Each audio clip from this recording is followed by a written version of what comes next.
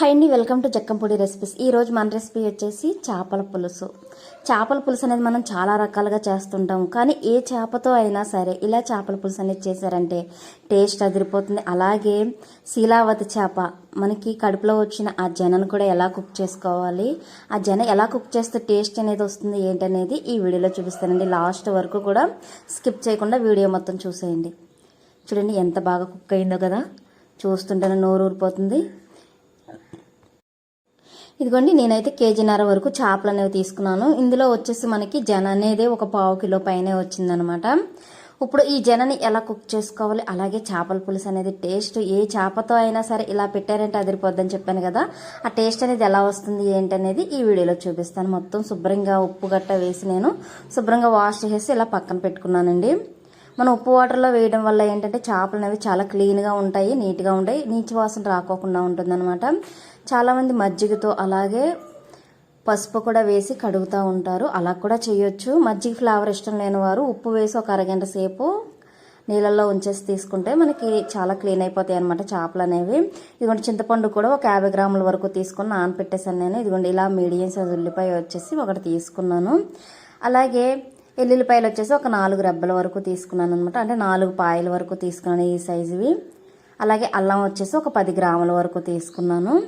పచ్చిమిర్చి వచ్చేసి ఒక 10 యాడ్ చేసుకోండి, ఇవి చిన్నవి కాబట్టి ఒక 10 యాడ్ చేశాను అనమాట. వీటన్నిటిని కూడా బాగా వాష్ చేసుకొని ఇప్పుడు మనం వీటిని కట్ చేసుకుందాం. ఉల్లిపాయని 4-5 ముక్కల కింద కట్ చేసుకొని వీటిని మిక్సీ పట్టుకోవాలన్నమాట. తెలిసిందే కదండి, నేనైతే రోట్లో దంచేసాను.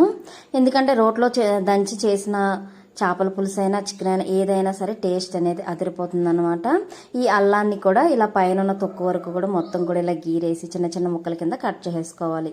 ఇలా కట్ చేసుకొని అలాగే ఎల్లుల్లిపాయల పైన ఉన్న పొట్టు మొత్తం కూడా తీసేసి ఇందులోకి యాడ్ చేసుకున్న తర్వాత ఇదిగోండి ఇలా మెత్తని పేస్ట్ లాగా చేసేయండి. ఇలా చేసేసుకొని పక్కన పెట్టుకున్న తర్వాత ఇప్పుడు మనం ముందుగా వాష్ చేసి పక్కన పెట్టుకున్న చేపలు ఉన్నాయి కదా, ఆ చేపల్లో ఈ పేస్ట్ అనేది యాడ్ చేసేయండి. ఇందులోనే గల్లులుప్పు వచ్చేసి ఒక టీ స్పూన్ వరకు యాడ్ చేసుకోండి. అలాగే పసుపు వచ్చేసి ఒక టీ స్పూన్ వరకు యాడ్ చేసుకోండి. కారం వచ్చేసి మీకు రుచికి సరిపడా ఎంత కావాలి, కారం ఎక్కువ తినేవారైతే 2 టీ స్పూన్ల వరకు యాడ్ చేసుకోండి. అదే కొంచెం తక్కువ తినేవారైతే 1 టీ స్పూన్ వరకు యాడ్ చేసుకోండి. అలాగే జీలకర్ర వచ్చేసి 1 టీ స్పూను, మెంతులు వచ్చేసి 1 టీ స్పూన్ యాడ్ చేసుకోండి. మనం అయితే మామూలుగా మెంతి పొడి అనేది యాడ్ చేస్తాం, కానీ డైరెక్ట్గా మెంతులు అనేవి యాడ్ చేసింది. అలాగే ఊరగాయ కారం ఉంటుంది కదండి, మనది పాత కారం అయినా పర్వాలేదు, కొత్త కారం అయినా పర్వాలేదు, కొంచెం ఓట్ అనేది తీసేయండి. లేదా మీరు ఆయిల్ అయినా సరే యాడ్ చేసుకోవచ్చు అన్నమాట. ఊరగాయ పైన ఉన్న ఆయిల్ ఇలా యాడ్ చేసుకున్న తర్వాత మొత్తం కూడా బాగా ఇలా మిక్స్ చేసేసుకోండి. ఇలా మిక్స్ చేసేసి ఒక అరగంట సేపు పక్కన పెట్టండి. ఇలా మ్యాగ్నేట్ చేసుకోవడం వల్ల మనకి ముక్కకి ఆ మసాలా అనేది పట్టి చాలా టేస్టీగా ఉంటుందండి. అలాగే చింతపండు వచ్చేసి నేను 50 గ్రాముల వరకు తీసుకుని నానబెట్టానని చెప్పాను కదా, 50 గ్రాముల చింతపండుని కూడా బాగా గుజ్జొచ్చేదట్టి ఇలా తీసుకుని రసాన్ని ఇందులో యాడ్ చేసుకోండి. ముక్క ములిగే వరకు మాత్రమే యాడ్ చేసుకోవాలి, మరీ ఎక్కువగా పులుసు అనేది అస్సలు యాడ్ చేయొద్దండి. పులుసు పలచగా ఉన్నా ఎక్కువ యాడ్ చేసినా మనకి కూర అనేది చప్పదనం వచ్చేస్తుంది అనమాట. చూడండి, ఇప్పుడు నేను పులుసు ఇలా కలిపాను కదా, ఇలా వస్తే సరిపోతుంది. ఇలా వచ్చిన దీనిపైన కొత్తిమీర వచ్చేసి ఒక 1/2 కప్పు వరకు యాడ్ చేసుకొని మూత పెట్టేసి ఒక అరగంట సేపు పక్కన పెట్టేసుకోమని చెప్పాను కదండి. ఇలా పక్కన పెట్టేసుకున్న తర్వాత ఒక అరగంట తర్వాత ఇలా గ్యాస్ వెలిగించుకొని గ్యాస్ పైన ఈ గిన్నె అనేది పెట్టేయండి. ఇప్పుడు మనం జన కూడా ఎలా ప్రిపేర్ చేసుకోవాలి, ఎలా కుక్ చేసుకోవాలి ఏంటనేది కూడా చెప్తానన్నాను కదా. ఇప్పుడు ఒక బౌల్ తీసుకొని అందులో 1 లోటా వరకు వాటర్ అనేది యాడ్ చేసుకొని ఒక క్లాత్ తీసుకోండి, కాటన్ క్లాత్ ఏదైనా పర్వాలేదు. ఇలా తీసుకున్న తర్వాత శుభ్రంగా కడిగి ఉంచుకున్న ఈ జనని ఈ క్లాత్లో వేసేయండి. ఇలా వేసేసిన తర్వాత మొత్తం కూడా ఇలా ఫోల్డ్ చేసేసుకోండి. క్లాత్ అంతా కూడా ఫోల్డ్ చేసుకొని ఒక దారం కానీ లేదా ఒక తాడు కానీ పెట్టేసి ఇలా కట్టేయండి. మూతిగట్టుగా ఇలా కట్టేసిన తర్వాత ఆ వాటర్లో ఈ జన మూటని వదిలేయండి.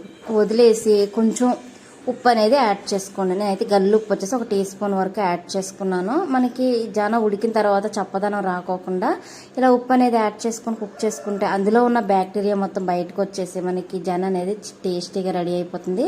ఇలా ఉంచిన తర్వాత ఒక అరగంట తర్వాత చూడండి, లో ఫ్లేమ్లో పెట్టి మనం కుక్ చేసాం కదా, చక్కగా చూడండి ఎంత బాగా కుక్ అయిందో. ఇలా కుక్ అయిన జనని తీసేసుకొని ఇప్పుడు ఉన్న వాటర్ని తీసేసి ఇలా చల్లటి వాటర్ అనేది యాడ్ చేసుకోండి. చూడండి, బ్యాక్టీరియా అన్నగా చూసారు ఎలా వచ్చేసిందో బయటికి, ఇలా వస్తుంది అనమాట. క్లాత్ పైన 2 సార్లు చల్లటి వాటర్ పోసుకొని కడిగేసిన తర్వాత మరలా వాటర్ పోసుకొని అప్పుడు ఈ క్లాత్ పైన ఉన్న ఈ మూటని ఉప్పు తీయండి. ఇలా తాడు అనేది తీసేసిన తర్వాత ఇప్పుడు ఈ జన వరకు కూడా పైకి తీసేసి క్లాత్ అనేది పక్కకు తీసేయండి. ఇప్పుడు ఈ జెన్న ఒక ప్లేట్లోకి తీసేసుకుందాం. మీరు కట్ చేసైనా పులుసులో యాడ్ చేసుకోవచ్చు, లేదా ఫ్రై కింద చేసుకోవచ్చు, మన ఇష్టం అండి, ఎలా అయినా ప్రిపేర్ చేసుకోవచ్చు అనమాట. నేనైతే ఉడుకుతున్న ఈ చేపల పులుసులోనే యాడ్ చేశాను. చూడండి, చేపల పులుసు ఇలా కొత్త ఉడుకుతున్నప్పుడు ఈ జన అనేది ఒక పక్కగా మనం వేసుకోవాలన్నమాట. అప్పుడు మనకి మిగతా పులుసు ఉడికేలోపు ఈ జనకి చక్కగా పులుసు అనేది పట్టి చక్కగా కుక్ అవుతుంది అనమాట. అప్పుడు ఇక కర్రీ మొత్తం అవ్వకోకుండా చిత్ర అవ్వకోకుండా చక్కగా మనకి జన అనేది ఎలా వేసామో అలాగే ఉంటుంది గట్టిగా. మనం తినేటప్పుడు కూడా చాలా టేస్టీగా ఉంటుంది. ఇది చాలా హెల్దీ అండి, పిల్లలకి మెమరీ పవర్ అనేది పెరుగుతుంది అనమాట ఈ జనవాళ్ళు. అలాగే కంటి చూపును మెరుగుపరిచి రక్తాన్ని శుద్ధి చేస్తుందండి. ఆల్రెడీ వీడియో అనేది నేను ఈ జన మీద ప్రిపేర్ చేశాను, ఆ వీడియో కూడా పెడతాను.